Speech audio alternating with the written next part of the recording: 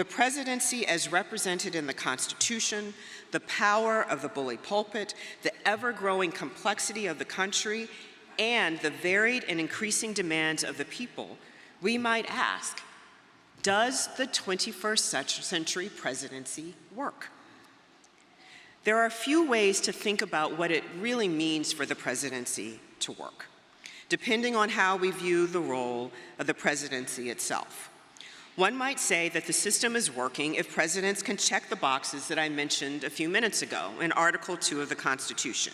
If they're hosting state dinners or appointing heads of federal agencies, if they're issuing pardons or vetoes, and acting on other powers specifically delegated to the president. But one might also consider the president's functioning across the whole Constitution. Has the modern presidency upset checks and balances? Or by contrast, as embodied in the broader system, is the executive branch responsive enough? Perhaps in the past, the pre-modern presidency wasn't sufficiently able to respond when other branches of government fell short. On one hand, some argue the modern executive branch evolved into what historian Arthur Schlesinger tagged the Imperial presidency. In short, the Imperial presidency describes an executive branch that has outpaced the other branches of government in scope and depth, especially in the context of war powers. Others understand these challenges very differently, leading President Gerald Ford to assert that the presidency has too little power to be effective. He coined the phrase, the Imperiled presidency.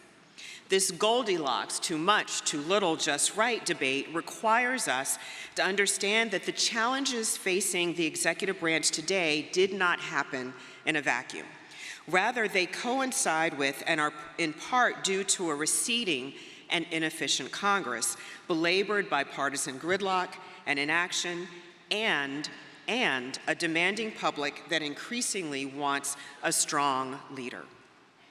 My view is that if there is a problem with the presidency and presidential power, to fix the presidency, we must also fix Congress.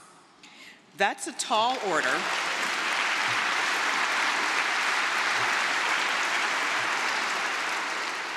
That's a tall order, and there are many factors at play, from systemic issues like gerrymandered districts to the incentive structures and algorithms that reward performative and clickbait behavior. Yet, there are those in the House and the Senate who also appear to believe that there is a reason to be dissatisfied with the way Congress is operating. The House's Select Committee on Modernization held a hearing a few years ago on how societal trends shape the way Congress works or doesn't, and heard from experts on the ways in which institutional culture of Congress could be reshaped to build a more collaborative culture, thereby reducing hyperpartisanship and encouraging cross-party collaboration. Just this May, and some of you who were here a couple of days ago are familiar with this, a Senate committee gathered experts to address bipartisan concerns about the vast and sweeping powers that become available to the president during declarations of emergency. Powers that Congress granted to the presidency while also ignoring its own obligation to regularly review actions undertaken during declared emergencies.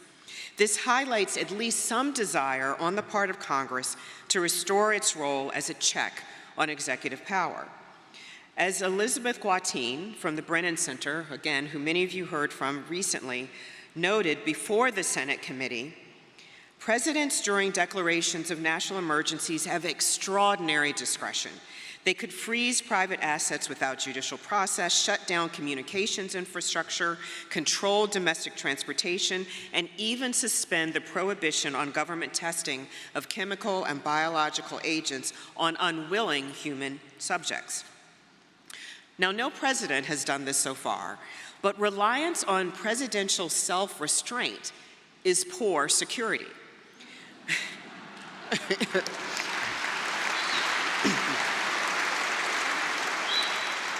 The framers of the Constitution expressly designed political order that aimed to remove dependency on the arbitrary will of those in positions of power. This was one of the key differences for them between arbitrary versus limited government.